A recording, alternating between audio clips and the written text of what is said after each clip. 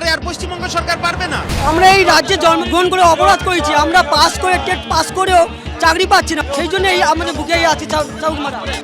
গত 3 মাসে সরকারি স্কুলে 2,16,000 শিক্ষক নিয়োগ করেছে বিহার সরকার। আর বাংলায় নিয়োগ চেয়ে চাকরি প্রার্থীদের আন্দোলন কার্যত প্রতিদিনই নতুন কোনো না কোনো রেকর্ড ছুঁচ্ছে। রবিবারই 2014 প্রাথমিকে টেট চাকরি প্রার্থীদের আন্দোলন 500 দিনে পড়ল। আর নিজেদের দাবি আদায়ে কনকনে ঠান্ডায় নিজের গায়ে চাবুক মেরে বেল্ট দিয়ে আঘাত করে প্রতিবাদ জানালেন আন্দোলনকারীরা।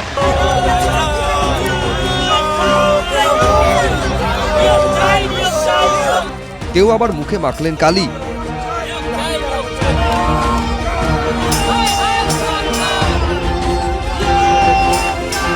যোগ্য চাকরি প্রার্থী তারা আজকে নিজেদের মুখে কালি লাগাচ্ছেন, তারা নিজেদেরকে আঘাত করছেন। তারা একেবারে যে বিষয়টা দেখতে পাচ্ছি এখানে, যে চাকরি প্রার্থীদেরকে দেখতে পাচ্ছি এখানে, যে একের পর এক নিজেদের যে বেল্ট, সেই বেল্ট দিয়ে প্রতীকী চাবুক মারার যে চাবুক মারছেন তারা নিজেদের শরীরে। এবং তারা যে বিষয়টা বলছেন যে এটা লজ্জার, কারণ পড়শি রাজ্যে তারা চাকরি পাচ্ছেন এবং বিহারে হাসি ফুটলো, বাংলায় কবে হাসি ফুটবে। তারা যেটা বলছেন এখানে লেখা আছে, প্রয়োজনে দুঘা চাবুক মারুন কিন্তু আমাদের চাকরিটা ফিরিয়ে দিন। শিক্ষায় নিয়োগে দুর্নীতির অভিযোগ এবং যোগ্যদের নিয়োগের দাবিতে তোলপাড় চলছে বাংলায়। গ্রীষ্ম থেকে বর্ষা, শীত থেকে বসন্ত, নিয়োগের দাবিতে পুরোটাই কাটছে রাস্তায়। বাংলায় যখন হাজার হাজার চাকরি প্রার্থীর এই করুণ ছবি, তখন পশ্চিম রাজ্য জেডিইউ আরজেডি কংগ্রেসের জোট শাসিত বিহারে সম্প্রতি শিক্ষক পদে নিয়োগ পেয়েছেন 2 লক্ষেরও বেশি চাকরি প্রার্থী।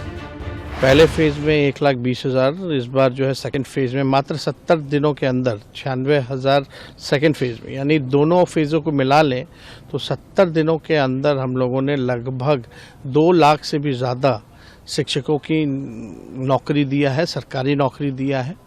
और एक ऐतिहासिक काम है। मेरे को नहीं लगता कि देश या दुनिया में कहीं भी किसी भी सरकार में एक डिपार्टमेंट में इतनी बड़ी संख्या में लाखों के तादाद में नौकरियां जो है वो दी गई हैं।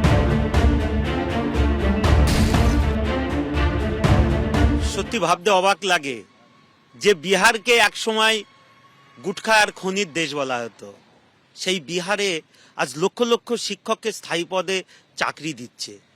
আসল কথা, সদিচ্ছাটা খুবই প্রয়োজন এই সরকারের। যদি চাকরি দেওয়ার সদিচ্ছা থাকে, কোর্ট লাগে না। শুধু প্রাথমিকে কেন, নিয়োগের দাবিতে দীর্ঘদিন ধরে রাস্তায় পড়ে থেকে আন্দোলন চালিয়ে যাচ্ছেন এসএলএসটি এবং আপার প্রাইমারি চাকরি প্রার্থীরাও। আমরা পশ্চিমবঙ্গে পাশ করে আমরা লজ্জিত। আমরা টেট দিয়ে টেট পাস করাটা আমাদের কাছে লজ্জার ব্যাপার। আমাদের লজ্জা লাগে, আমাদের ধিক্ষা জানাতে হয় এই সরকারকে। এদিন 2014 টেট প্রার্থীদের আন্দোলন স্থলে যান সিপিএম এর রাজ্য সম্পাদক মোহাম্মদ সেলিম। এই কালি এদের মুখে না, এটা আমাদের মুখ্যমন্ত্রী এবং এই চোর, জোচ্চোর, ধান্দাবাজ, তোলাবাজ, যারা টাকার বিনিময়ে এদের চাকরিগুলোকে খেয়েছে, নিলাম করেছে, তাদের মুখে কালি লাগাতে হবে। তোমাদের সামনে দিয়েছে, পিসি দিয়েছে, ভাইপো দিয়েছে, মন্ত্রীরা দিয়েছে, দালালরা দিয়েছে। পশ্চিমবাংলায় এই রেকর্ড হয়, কতদিন ধর্না চলছে, কতদিন অবস্থান চলছে, অনশন চলছে। পশ্চিমবাংলা অন্য রেকর্ড করতে পারে না, বাকি জায়গায় উন্নয়নের দিকে পিছিয়ে যায়। কেন মমতা ব্যানার্জি রেকর্ড করছে না যে 2 লক্ষ টিচারকে চাকরি দেওয়া হলো, এত লক্ষ যুবককে পুলিশে বা ফায়ার ব্রিগেডে বা ফরেস্টে হেলথের চাকরি দেওয়া হলো? এই রেকর্ড কোনোদিন পশ্চিমবাংলায় হবে না। মুখ্যমন্ত্রী চেষ্টা করছেন যে জটগুলি হয়ে আছে সেই জটগুলি যত তাড়াতাড়ি সম্ভব সমাধান হয়ে যাতে নিয়োগ প্রসেস শুরু হয়, তার সমস্ত চেষ্টা রাজ্য সরকার করছে। ধর্ণা আন্দোলন চলছে, অব্যাহত রাজনৈতিক তরজাও, কিন্তু নিয়োগ কবে হবে সেটাই এখন লাখ টাকার প্রশ্ন।